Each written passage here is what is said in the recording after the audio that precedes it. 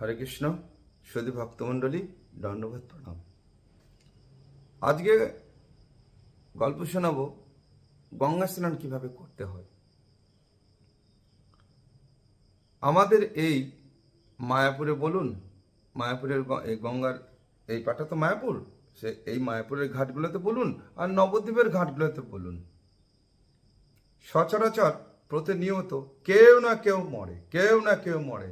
এমনও দিন গেছে, এক এক দিনে দুটো মরেছে, একটা মরেছে, যুবক যুবতী বৃদ্ধ নানাবিধ মানুষ গঙ্গায় ডুবে মরে যাচ্ছে। গঙ্গায় তাদেরকে স্নান করা উচিত যারা ভালো সাঁতার জানেন। সাঁতার না জানলে গঙ্গায় স্নান করবেন না। জলটা মস্তকে ঠেকাবেন, মা গঙ্গাকে প্রণাম করবেন, ফুল দেবেন, বাস বেরিয়ে যাবেন। আর যদি গঙ্গা স্নান করতে হয়, প্রোটোকল মেনে স্নান করবেন। স্নান করার বিধিটা কি আগে জানতে হবে, যেহেতু আপনি সাঁতার জানেন না। তো আমি কিছু ব্যক্তিকে দেখেছি, মহাপুরুষদের দেখেছি, যারা প্রতিদিন গঙ্গা স্নান করতে যায়। গিয়ে কি করে, হাফ প্যান্ট পরে যায়, কোমরে একটা গামছা থাকে, গামছাটা উপরে রেখে দেয়, জুতাটা উপরে খুলে রেখে দিল, গঙ্গায় নেমে গেল।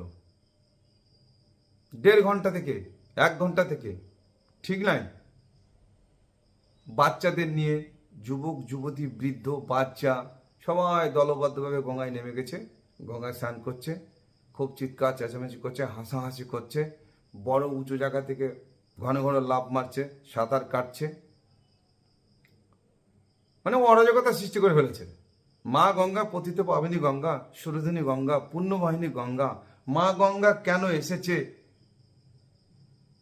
মানে নদীর মধ্যে মা গঙ্গার নামটাই সবাই বেশি নেয়।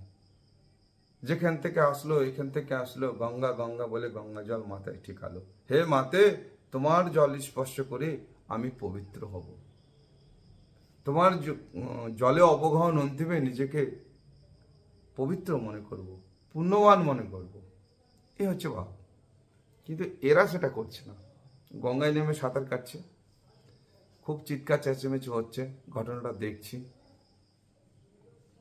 হঠাৎ এর মধ্যে কেউ উপরে উঠলো, কেউ নামছে, একজন নিখোঁজ।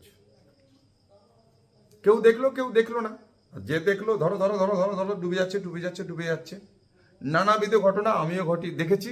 গঙ্গায় ডুবে যাচ্ছে, ডিউটি চলাকালীন গঙ্গাধারে ডিউটি করতাম, পার্কিংয়ে ডিউটি করি। পার্কিং ব্যাগে টাকা আছে, মোবাইল আছে, ছুঁড়ে ফেলে দিলাম, ঝাঁপ দিয়ে গঙ্গায় নেমে গেলাম, কারণ আমি সাঁতার জানি। মহিলা মানুষ, কাছে গেলে তো জড়িয়ে ধরবে, মরণ কামড় ধরে নেবে, মেরে ফেলে দিবে। চুলের মুঠি ধরে টেনে গঙ্গা থেকে উপরে শুয়ে দিলাম, খবর দিলাম, হাসপাতাল গেল। তো যাকে তুলেছিলাম সে ভদ্রমহিলা বেঁচে গেছিল, মানে অন্য কপালে লেখা ছিল, তাই বেঁচে গেছে। তো এই নিয়মগুলো ভালো না। আপনারা যারা গঙ্গায় যাচ্ছেন স্নান করতে, পতিত পাবনী শরীরে গঙ্গাকে প্রণাম করবেন, মাথা নিচু করে প্রণাম করবেন, জোরাত করে বলবেন, হে মাতে, পবিত্র বাহিনী গঙ্গা, সুরধনী গঙ্গা, তোমার জলে অবগাহন করে আমি যেন পবিত্র হই, পাপ মুক্ত হই, নিজেকে ধন্য বলে মনে করো। কৃতাঞ্জলি পুটে মার কাছে প্রণতি নিবেদন করে ধূপকাঠি দিয়ে আরতি করবেন। 1টা ধূপকাঠি বা 3টে ধূপকাঠি বা 5টে ধূপকাঠিতে আরতি করবেন। তারপর কি করবেন, 4-5 রকমের ফুল নেবেন, রঙিন ফুল, সাদা ফুল, নানাবিধ ফুল নেবেন। ফুল নিয়ে মাকে আরতি করবেন, মা গঙ্গার প্রণাম মন্ত্র বলবেন, আরতি করবেন, ফুলটা জলে দিয়ে দেবেন। তারপরে কি করবেন, পুনরায় আবার ডাঙাতে প্রণাম করবেন। প্রণাম করার পর ওই জল প্রথমে ডান হাত দিয়ে স্পর্শ করে মস্তকে ছিটাবেন। তারপরে সেই জল মুখে নিয়ে বিষ্ণু বিষ্ণু বলে আগে 3 বার কেশবায় নমঃ, নারায়ণ নমঃ, মাধবায় নমঃ, নিজেকে পবিত্র করবেন। তারপরে গঙ্গায় জোরহাত করে প্রণতি করে আস্তে করে ধীরে সুস্থে নামবেন। নামার সময় দেখবেন আপনি তো দেখতে পাবেন না, কিন্তু পা তো কিছুটা অনুভব করতে পারে যে আমি পাটা কোথায় ফেলছি। সাঁতার জানতে হবে, এটা হচ্ছে আমার বিষয়। ধীরে ধীরে গঙ্গায় নামবেন। তারপরে গঙ্গায় কি করবেন, খুব সুন্দরভাবে 2টো হোক, 3টে হোক, 5টা হোক, আপনার ইচ্ছা মতো আপনি ডুব দিলেন। ডুব দেওয়ার পরে গঙ্গা থেকে উঠে চলে আসবেন, শরীরটাকে মুছবেন, গামছা দিয়ে হোক, ধুতি উত্তরে দিয়ে হোক, তারপর প্রণাম করে আপনি আপনার নিজের গৃহে ফেরত যাবেন। এটা হচ্ছে গঙ্গা স্নানের বিধি। কিন্তু যারা ভাবছেন আমি গঙ্গায় যাব, স্নান করবো, 2 ঘন্টা সাঁতরাবো, সাঁতরালে আমার শরীরটা ভালো থাকবে, আমার হার্ট ভালো থাকবে, শ্বাস যন্ত্র ভালো থাকবে, আমার শরীরটা ভালো থাকবে, অর্থাৎ শরীর চর্চা করার জন্য গঙ্গায় যাবেন, ভুল করছেন, ভুল করছেন। নিজের চোখে দেখা, দিনের পর দিন ঘাটে মরা পুড়িয়েছি।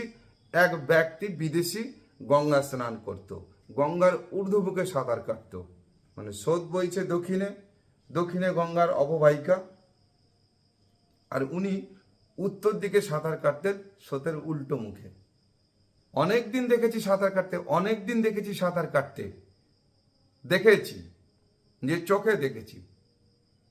একদিন দিল্লি থেকে কিছু আসা ব্যক্তি গঙ্গা স্নান করতে গিয়েছিল।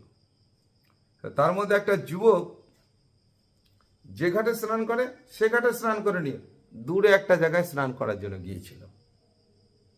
আমি জানি না তার সঙ্গে কে ছিল। ডুবে যায়, ডুবুরি এসে উপস্থিত, পুলিশ এসে উপস্থিত, তার দেহটাকে খুঁজাখুঁজি শুরু হয়ে গেল। ও মা,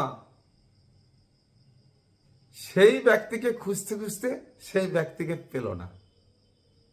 যেই বিদেশিটা গঙ্গায় প্রতিদিন স্নান করতো 1.5-2 ঘন্টা, স্রোতের উল্টো মুখে সাঁতার কাটতো শরীর চর্চা করার জন্য, সেই ব্যক্তির দেহটা পাওয়া গেল। দেখো, তাকে তুললো, উদ্ধার করলো, পরিচয় পেল সে একজন বিদেশি ভক্ত, আমি জানি না কোন দেশে, কিন্তু ডুবে মরে গেছে। এই ঘটনাই হচ্ছে সত্য। তারপর কি, পুলিশ তুলে নিয়ে গেল সেই কৃষ্ণনগর মর্গে যেখানে থাকে, চলে গেল। তো শুনুন, গঙ্গায় যদি স্নান করতে হয় বড় ভক্তিভাব নিয়ে স্নান করবেন।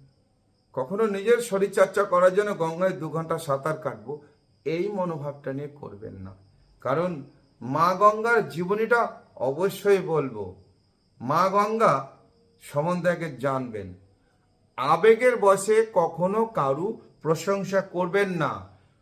আবেগ আসতে পারে তার একটা ভালো কাজ দেখে আপনার মনে, তার প্রশংসা আপনি করুন, এটা আমি চাই, আমিও প্রশংসা করি। তো প্রশংসা করার আগে উনার গতিবিধিগুলো জানতে হয়, উনি কি করে, কি ধরনের লোক, কি ধরনের কথা বলতে পারছে।